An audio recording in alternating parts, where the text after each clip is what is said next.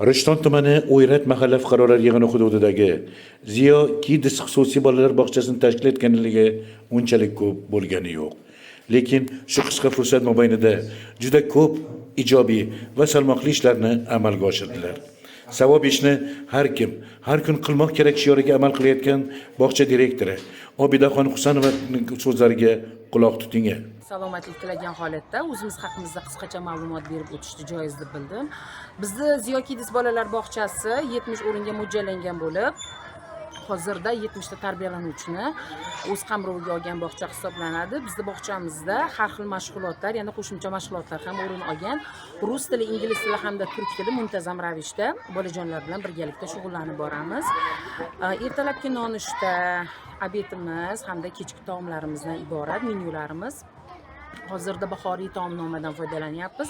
Bolajonlarimizda albatta sog'lomlashtirish mashg'ulotlari, alfabet, qo'shimcha matematika mashg'ulotlari qo'shimchaga kiritilgan. Bolajonlarimizning ota-onalari juda ham mamnun.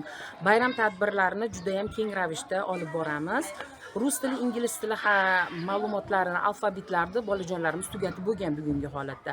Katta gruppamizda tayyorlov guruhimiz bor. Tayyorlov guruhimizda bolajonlari alfabetda ona, ana, non, elak, terak so'zlarni o'zlari bemalol o'qish qobiliyatiga ega bo'lishdi bolajonlarimiz. Logopedik mashg'ulotlarni ham hozirda joriy qilib boryapmiz, chunki tilida nuqsoni bo'lgan, korreksion pedagogikaga muhtoj bo'lgan bolajonlarimiz bilan alohida individual tarzda shug'ullanib boryapmiz.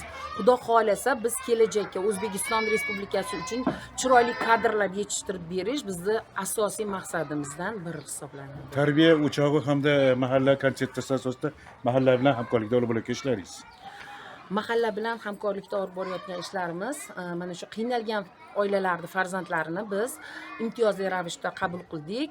Imkon qadar ularning oilalaridan xabar olyapmiz hamda iloji boricha moddiy tarafdan ularga yordam berib boryapmiz. Xudo xolasa va holi qudrat qo'ldan kelganicha.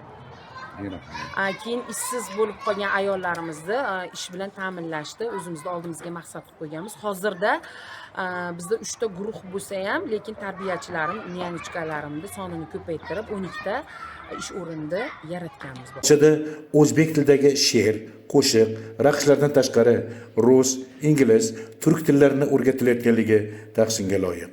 Biz ham fursatdan foydalanib, bolajonlardan ingliz tilida qo'shiqlar eshitib, she'rlar tinglab mazza qildik. His finger grandfather.